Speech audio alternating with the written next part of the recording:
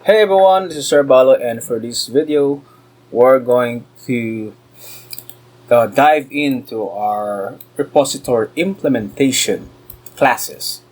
And as you notice naman that in our expense repository implementation, uh, there are what we call comments, or rather, like marks in here that we need to do something because we need to implement addExpense. We are mandated to implement each of these methods in our crude methods in our repository implementation class, no?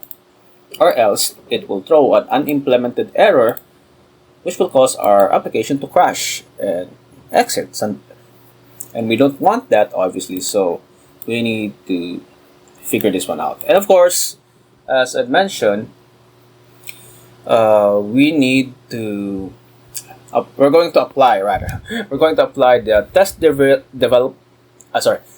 driven development, or TDD approach. No, we don't dive into the coding right away, but we're going to write first our test cases, or our unit test, and we'll start with the addExpense, the method. But before that, let us go to the PubSpec YAML, and again, let me reiterate, you need to should be able to tawag ito, import or integrate this dependency into your PubSpec.yaml, which is not nandito sa dev dependencies, no? Not on the dependencies. Kasi ito, the dev dependencies, this is for debugging or during the development phase of your program, not on the once it's or published, no, in the app store. Anyway, let's get into our coding. Now, the first thing you're going to do is you right-click this expense repository implementation. So of course, in your own project, you're going to right-click your own. No, for this demonstration, of course, I will show you how I'm going to do it with my expense tracker application. Now you right-click it, and then in your VS Code, you look for this menu na copy relative path. Not copy path, because it's going to give us a pretty lengthy string, but the relative path. We copy, we click that, and then we go to the test folder. Now, assuming you don't have this test folder, currently, as you can see in our terminal, our terminal is currently located at the Flutter application natin mismo. And if wala kayong test na folder, you have to enter make dir test. As simple as that. And then you hit enter, and it will create a test folder right here. So I already created mine, so I'll just skip with this. And then, assuming you have already the test folder, you're going to right click that, and we create a new file. Okay, so wait lang. Asa na yan? New file, and you copy paste, or Control V, no? The shortcut for pasting. Now, we're going to delete this lib, and we just dapat yung first characters is features, expense data repository, and then we add a suffix, or we append underscore test to indicate that this is a Dart file for the expense repository implementation test. And we hit enter, and it will create us automatically the folder for the data layer Then for the repository implementation, the folder, and of course inside this folder is the Dart file for our unit test file. Now, the next thing that we're going to do is we go to our entities. So in this case, I'll just focus on the expense na entity. And you copy everything. Copy. Yeah, right click, copy, and now I already done this on my part, but assuming you have a blank ChatGPT, just simply, of course, enter your ChatGPT website and make sure that you have logged in to your account, because we're going to utilize the memory saving feature of ChatGPT, and I think you can access that if you're just logging in as a guest. So we copy that and then hit enter. Oh, not yet pala, sorry. We make sure before you hit enter, actually dalawa pala yung ano natin, no? Bale, first, save this class in your memory. This is the main prompt that we're going to use. Sorry. And then enter, and you copy and then paste the entity. Then we go to the repository of the domain layer, yung ano pa lang, interface pa lang, no? Oh, sorry, mali pala. The data layer na pala. Wait, sorry. It's right here. Data, yan. Okay, sorry. Nalito lang ako, saglit. We copy everything and just like that. Tapos, boom. And basically, going back to what I simply did, no? So in our prompt, it has three major components, no, or parts. No, first is our main prompt: save these classes into memory. We're telling ChatGPT to, hey, you save these classes. So the first class that is saved is our entity. For the first feature natin is just about expense, no. So after that, you also copy din sa baba yung expense repository implementation, because since this is an expense repository, expense entity, so dapat yung corresponding repository implementation right here is expense. And then we hit enter, and I don't have to do this because I already done it right here. And it's going to of course, it'll tell us to, okay, I've saved the class you shared, so on and so forth. Then, this is the follow-up.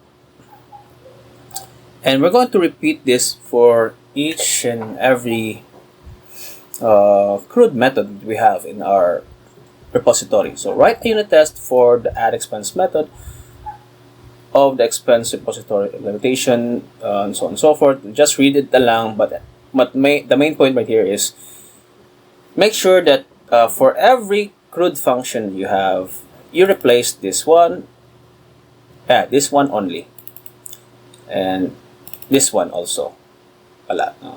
It kind of depends kung ano yung ano yung repository implementation you dito that you ask ChatGPT to save. That should be also right here. So now this one, since this is our first method that we're going to develop using the TDD approach. So yeah, this is what we're going to indicate right here. And later on, we're going to change this with another one, getAllExpenses. So anyway, once you hit enter, it's going to generate as what I mentioned in this prompt. No? Add test cases that checks the actual return value of the method, yung addExpense, to unexpected value when it succeeds and fails. So we have two test cases right here. The first test case is when the method succeeded and was able to return. Actually, wala naman siyang i-return kasi void man yung ano nito. But yeah. And also, another test case, pag nag-fail yung dependency niya, yung if nag-throw ng exception yung dependency na data source for the addExpense method. And we scroll to its response until maano natin yung code, no? And just simply copy. Hit copy, and it will generate us our unit test instructions. And we go back to our code right here, and then hit enter. Boom. Now, we're going to delete some of this stuff because obviously there are. And then we just do a quick fix sa mga ano natin dito. Some of our classes right here. Expense, and as well as this one.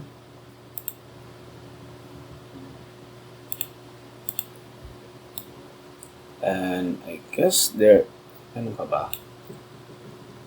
Okay, too many positional arguments.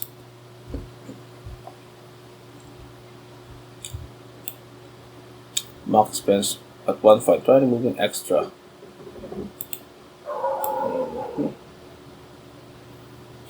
Wait a minute. Let me just check lang.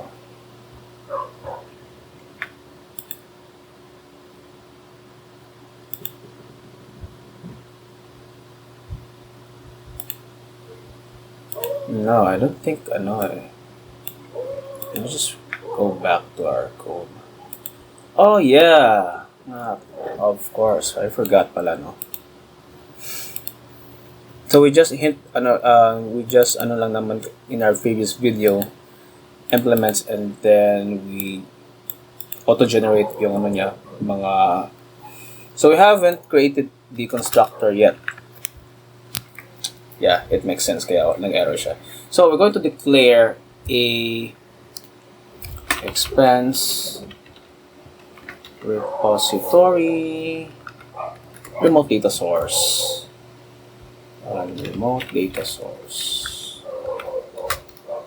And we're going to make it private lang. Tapos mag-generate tayo ng constructor. And how do we create a constructor?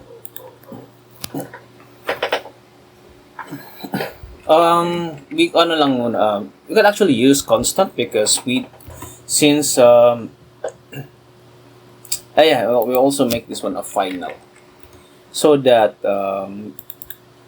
isang beses lang naman tayo magbibigay ng value nito, and that will be the final value after that. So yeah, anyway, const mean constant because we're going to use a constant constructor. And then this, and that's it. And let's go back to our, I will close this one and it will go back to where we left. So yun, wala nang error. And, kaya lang naman nag-error is because we haven't implemented the constructor pala for this class. So, let's review our meron pa pala tayong ano. Eto, just like what we did with the domain layer, we yung mock natin na dependency, in this case yung expense repository sa use case, we define its class in a separate file.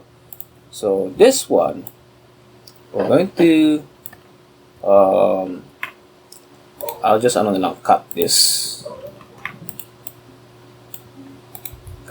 one, and of course mag-error yan, but don't worry, we'll fix that.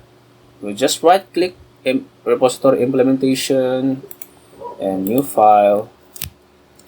Then what's the name of it? Expense. Small letters flat. No, expense remote data source .mock .dart, and then paste that, and yeah, just quick fixes.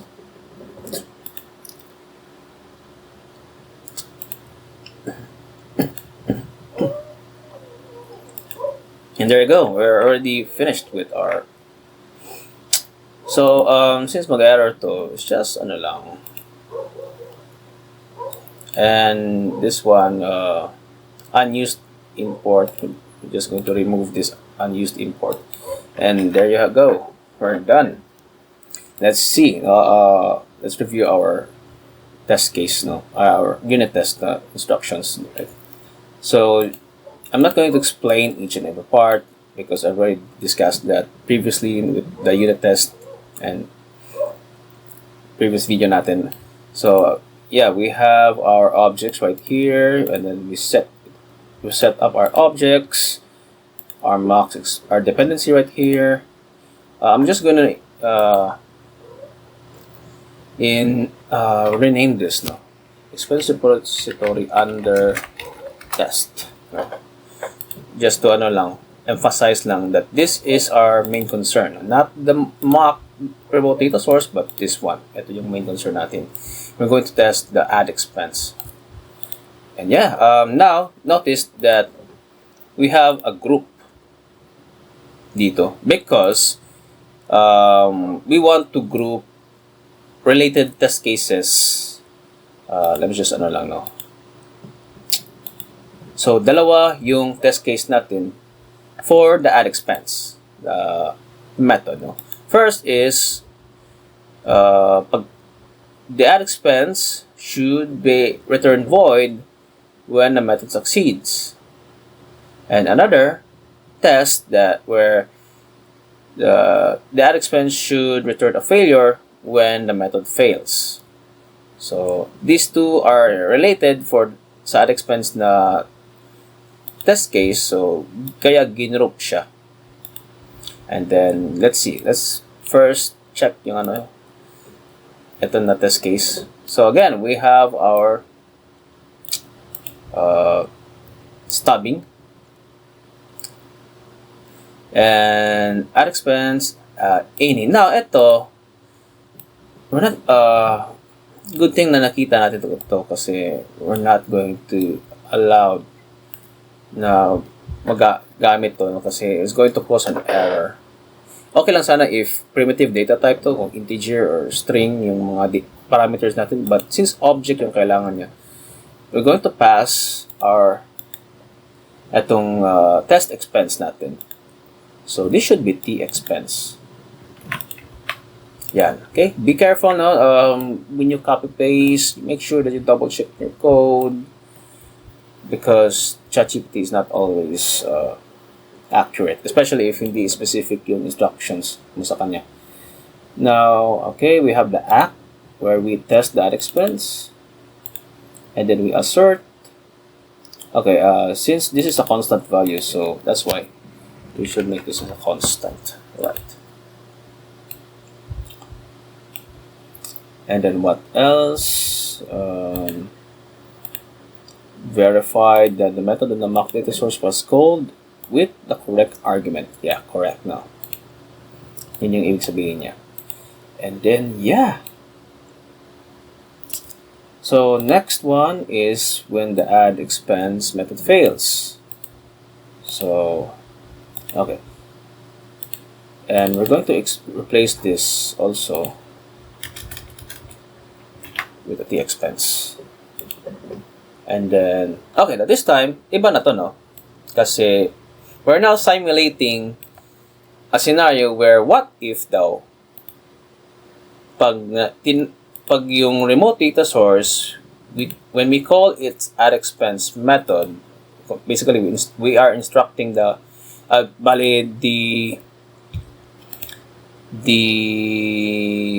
expense repository implementation, when it tells the or instructs the remote data source to add expense, but unfortunately it failed, so yun nga, it will throw an exception.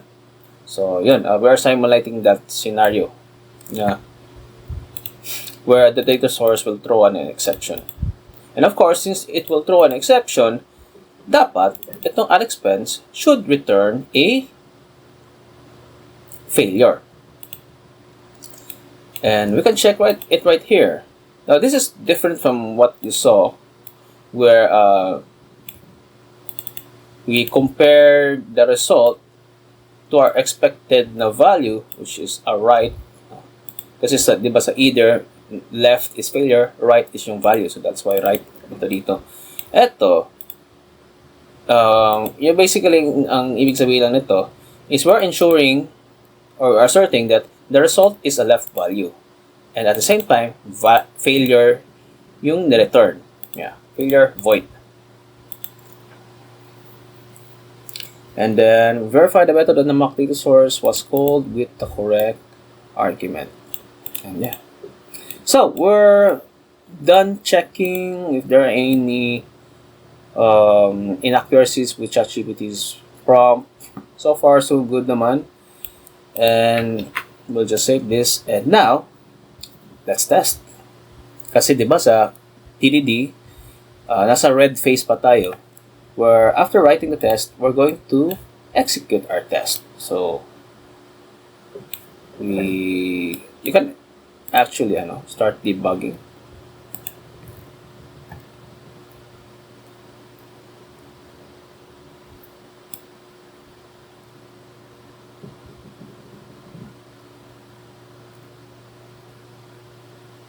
Oh, sorry, my bad.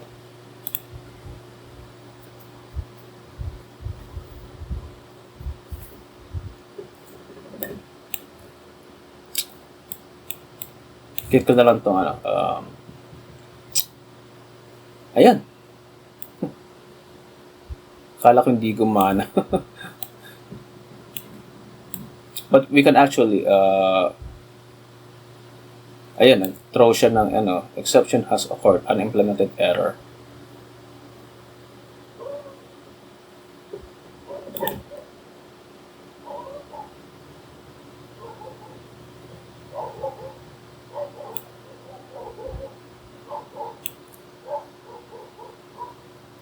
Let's just wait for this test run. Now ito, I've already done a test around somewhere in September 3. Kaya ng green siya, pero let's just let's see. I'll just close ko to.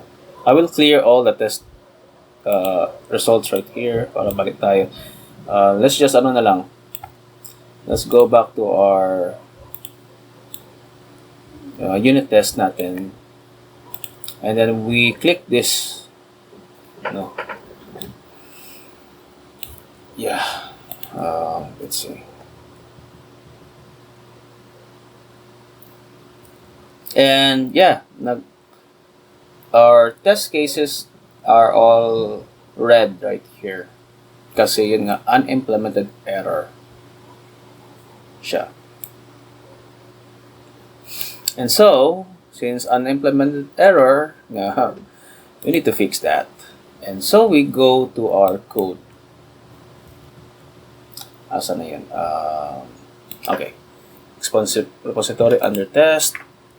Then you can hold the control button in your keyboard and then click para you instantly teleport to your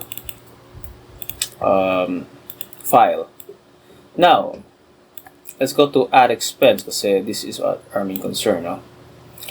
And our target is we make sure that yung dalawang test case is mapass natin, itong dalawa na to. And pag na-pass natin to, automatic pass na itong addExpense natin. Okay, so yung gagawin natin dito is we're going to use a try-catch na feature sa programming language where pag sinabing try, all the instructions right here are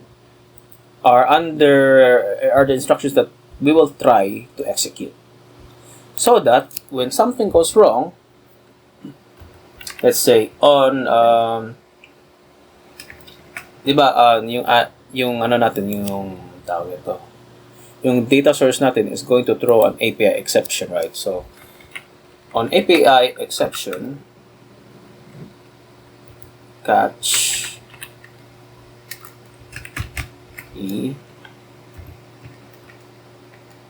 yeah. Okay, so this is how our basic try catch structure works, no? Kung ano yung mga instructions natin or codes natin in the try, if somewhere along the way, in the pag-run natin, may error na nangyari, and if that error or exception is an API exception, our instruction, of course, will stop na siya, no? Punta siya dito. And this is more of like a fail-safe. Just in case something goes wrong with here, we have a backup instruction that's going to run here instead if ever something goes wrong right here. So yun. Kumbaga, try this instructions. If nag-trigger yung API exception, let's do this code instead as a sort of fail-safe na so that we will be able to return a failure, no? But anyway, so much for that. Actually, isa lang naman yung instruction dito, which is we're going to call we're going to return await, no? Remote data source dot addExpenses. And done. Yan. Now, I was going to trigger an error because future yung i-return, di ba? Future. So, in that case, dapat we have to include an asynchronous na keyword right here. Ano pa ba yung error dito? Void can return for the type because a return type of... Oh yeah, another thing that we need to fix then, since assuming that this will be successful, so we can't just return a void, di ba? Kasi yung addExpense na data source, ay addExpense natin sa data source nga is void yung i-return niya, no? And what we should return is a right void. So dapat it should be right, and then void. As simple as that. And wala na yung error. Now, may error pa pala to kasi you have to return this one. No? And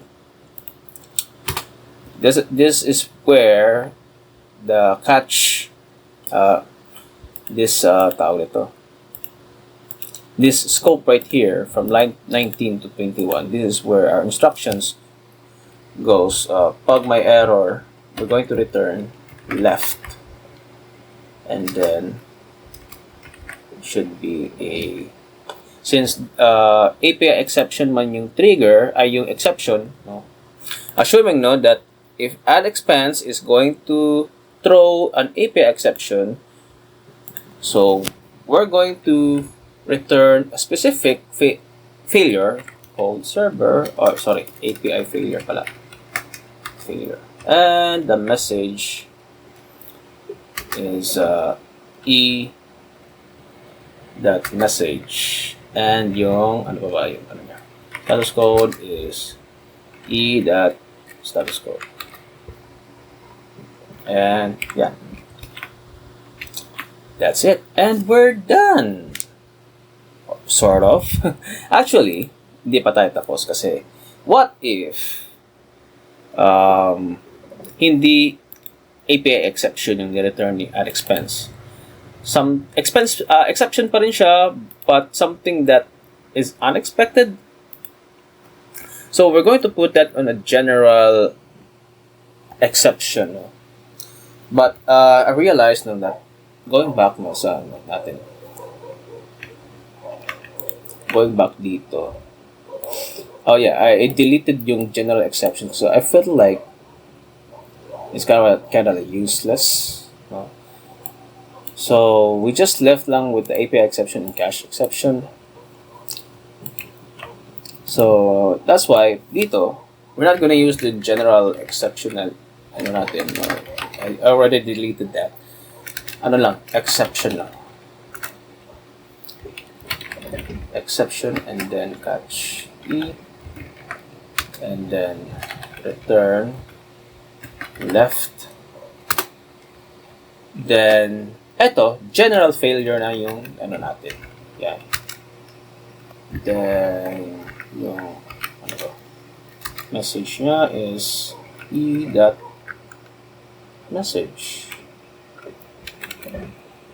Does it have a message? Wait lang. E to string.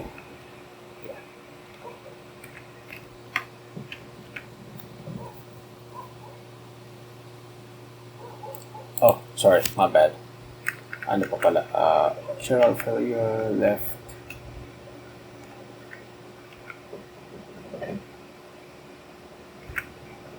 I think yeah, sorry pala. Ito, okay. Kulang pala ako ng apostrophe. Yung, ang tawag ito? Parenthesis. And yeah, that's it. No?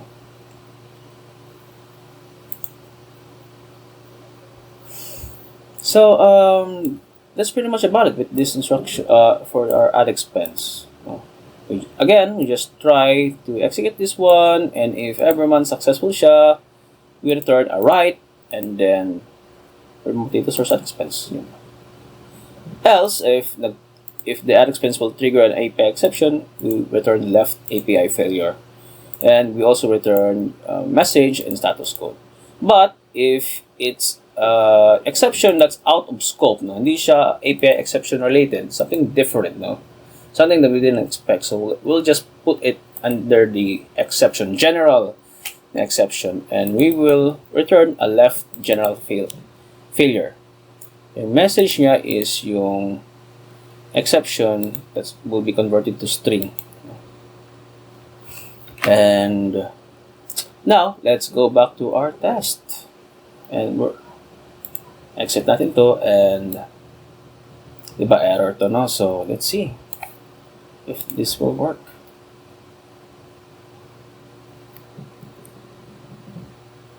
And yes, we have successfully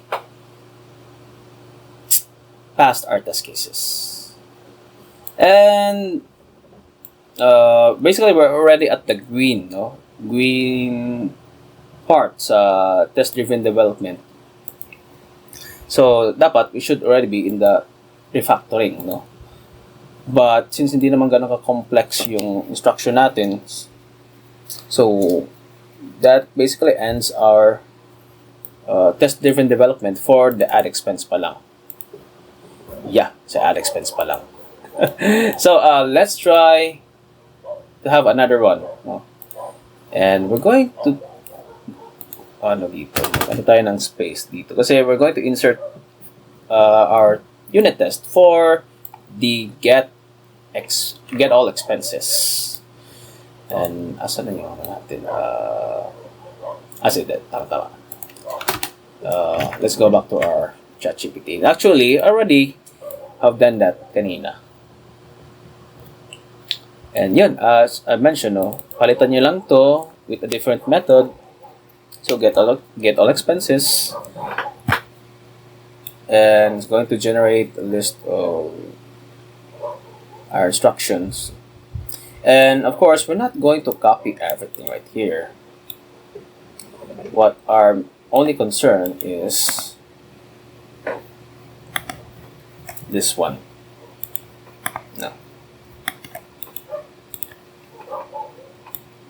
If we just copy everything right here, And anyway, we'll get back into this.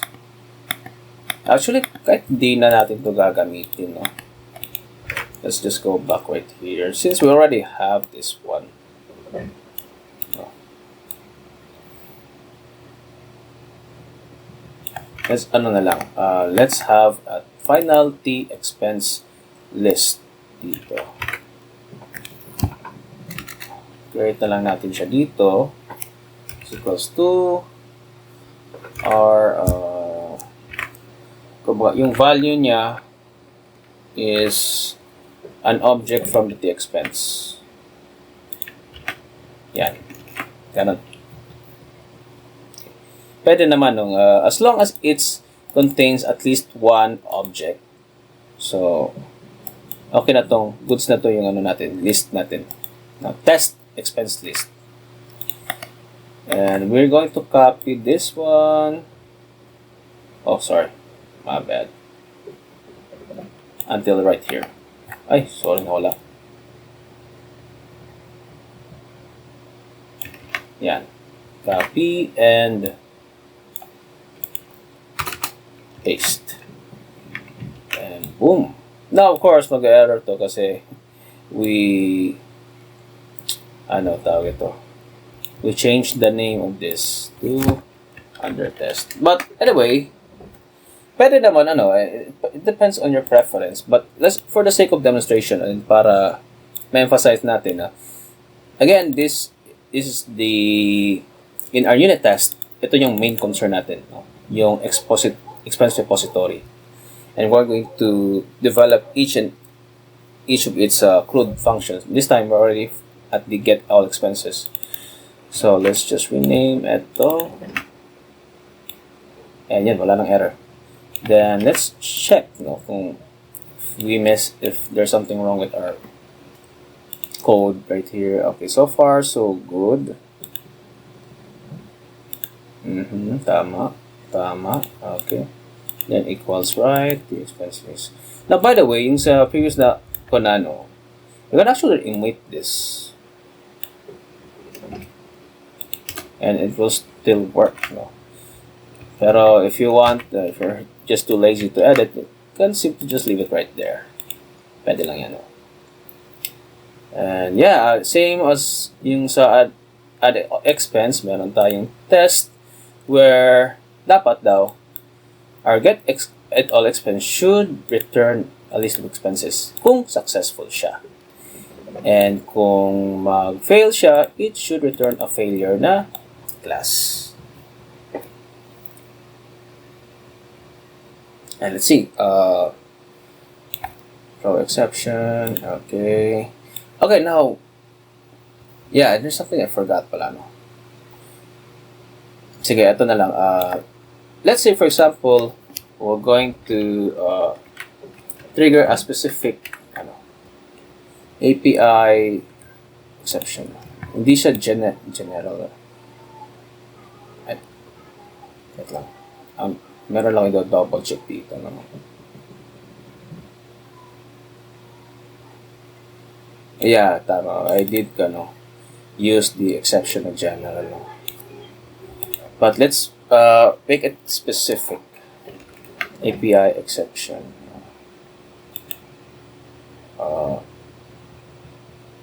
Ano lang, let's have a dummy, ano niya? Meron siyang kailangan, no? Message and status code. Let's see. API error.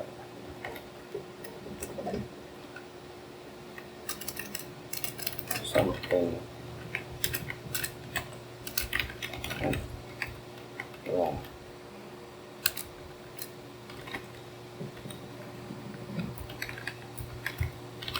Okay. So, just make lang a random message lang. And yung status code is 500 kasi if the error is server related, usually 500 yan. Yeah. And of course, it's going to trigger, so ano lang natin to, constant. No? And yeah. So kumbaga, what I did is I just replaced it with a specific type of custom exception. No?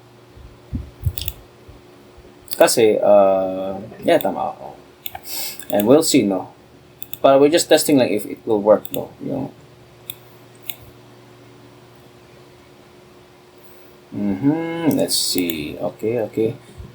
Now, chinek natin the failure. List expense. Okay. So far, so good. Okay, say, we're going to run this. And of course, it's going to leave us an error. Kasi unimplemented error pang mga minsan, no? That's why we're going to go back to our expense repository under test, control click, and balik tayo sa ating code. And now, actually, madali lang to kasi we have already done it right here. Parehas na parehas lang yan, no?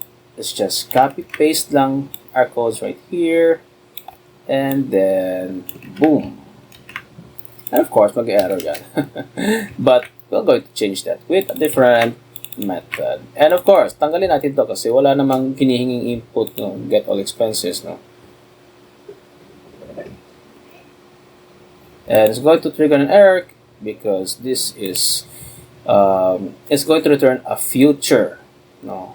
So pag yung data type niya ay yung return type niya is future, that's why we have also an await keyword right here. And since we have inserted an await keyword, we need to also declare that this is a asynchronous method. So yan, wala na. Status code, getAllExpenses, blah blah blah. Let's see. Yeah, okay. So let's go back to our code and asan na ba yun? Yan, ito. Yung error natin. Click natin to. And let's hope that it's going to pass, no? And yan. We have passed a test. Yung dalawang test natin. And it goes to show that tama yung ano natin, implementation natin. Sakto. So that's pretty much about it. And as I'm not gonna finish all of the yung mga ano dito kasi galon lang din naman eh. Let's try lang with the delete expense. Or ito na lang, let's have a different, let's see. Itong search expense. Ito, string. Kasi string yung input niya, hindi object, no? Let's try this. So, let's go back to our ChatGPT. And, ano lang, we just copy-paste lang yung ano natin dito. Copy, and then diba got add expense of the search expense, and then we hit enter,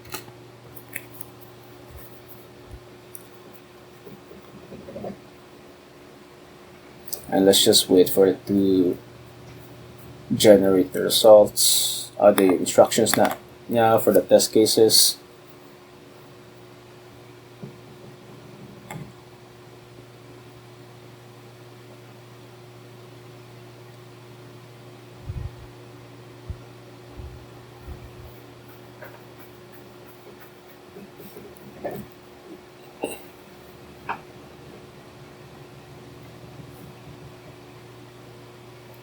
And yeah, now,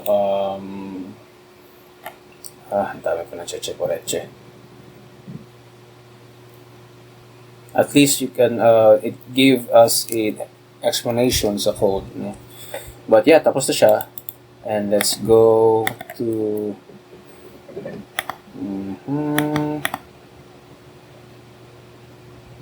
expense list, blah, blah, blah.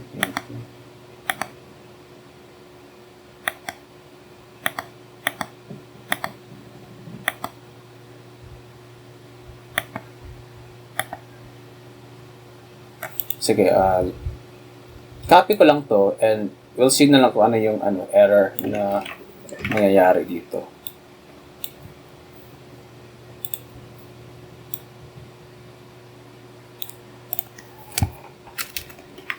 Boom. Okay, so let's see.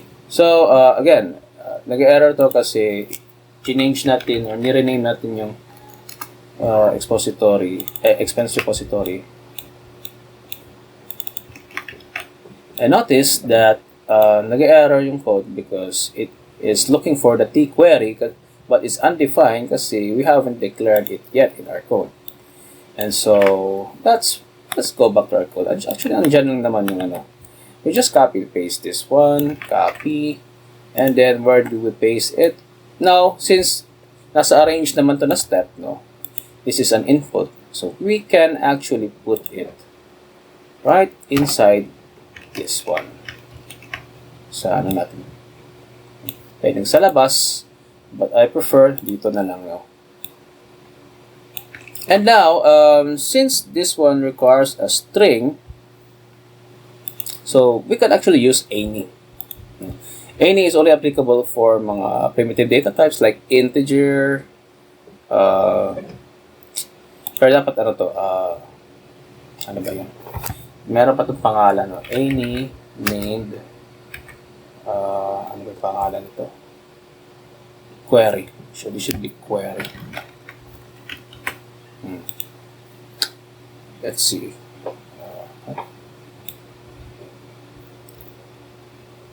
I'm just double checking if there are anything that our ChatGPT went wrong. Okay, so far so good.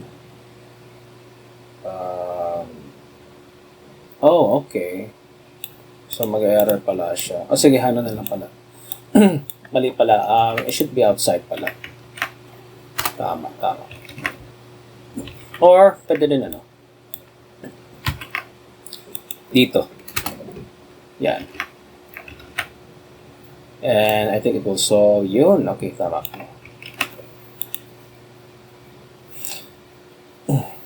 Since we put this variable inside sa group function because etong query na to, this is only concerned lang naman with the search expense, If ever yung, for example, etong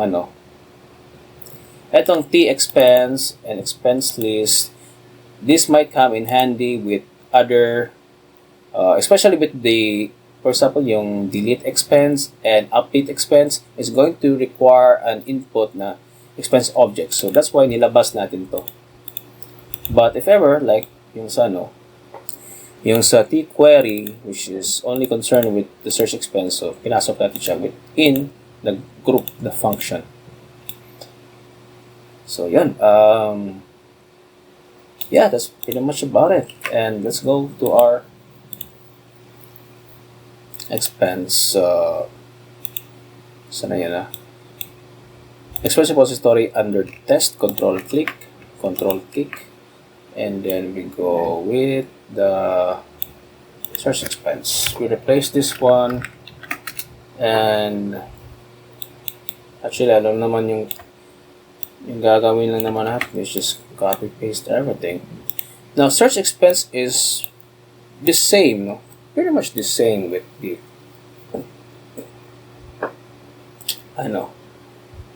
addExpense. Oh, get, where's your get button? Parehas lang yan. Kasi it's going to return a list of expenses. And then again, async, and search all expenses, query. So kung ano yung exactly dito sa function, should be the same also right here sa data source.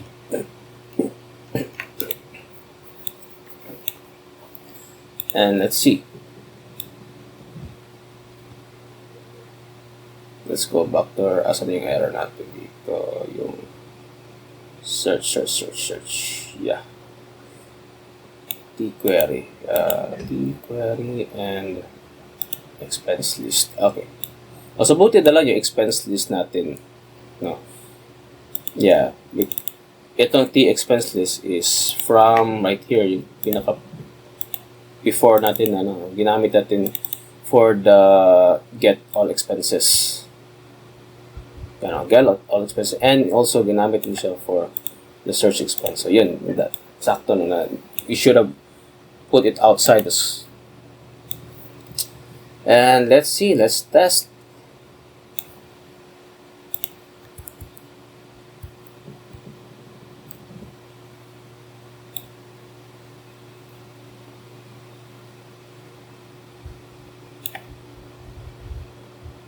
Oh, okay.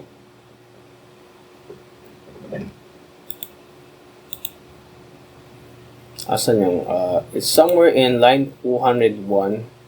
Ito rin 11 and, wait, ito pala. Where's that error?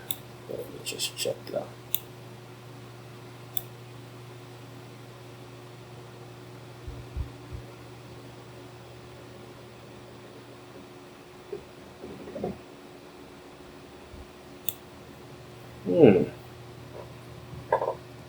Let's see. Where's the error? Where's the error? An argument matcher was declared as name query but was not passed an argument name query. Application, blah blah blah. Sige, maybe ito yung problem siguro. Let's try to query.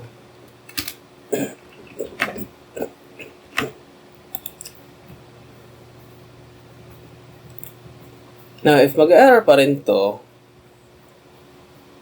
and wala na pala. Okay, so ano lang pala. I don't have to pala yung basta binura ko lang yung dito. Kumbaga, you just call lang pala any and then without any parameters right here. And yeah. Okay na yung natin. So, that's it for this video. Now, ito, just to go back to our, I think I missed something pa pala. Before we end lang, no? Isingit ko lang to. Now, in the filter expense, since I have also it's recording an expense filter na class. So, since we haven't saved this, or we haven't introduced this to ChatGPT, so dapat, what we're going to do is, we're going to copy paste this and then you just simply save this class into your memory para ma-take note yan ni ChatGPT, and then hit enter, and then once alam na ni ChatGPT to, naalala na niyan ito, that's the time you proceed with the delete ko lang to. Once you hit enter, that's the time, well actually let's just do it para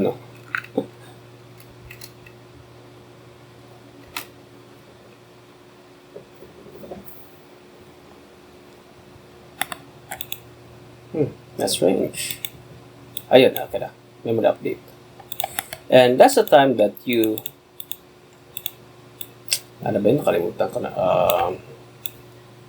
What was the name again? Filter expense. Hindi ko na ito tutuloy, but yan. Yan yung gagawin mo. Yan lang yung emphasize ko lang, no? Kasi perhaps one of you in your project will encounter a scenario where yung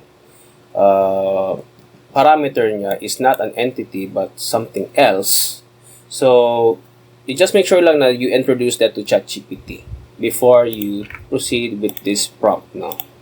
So that it will be able to generate the unit test codes correctly. Accurate yung niya result niya. And that's pretty much about it for this video, and I hope that you learned something from this video about test-driven development applied to our remote to our repository implementation ng mga classes. And yeah, If you have any questions, just leave it in the comment section below, and I'll see you guys in the next video. Bye bye.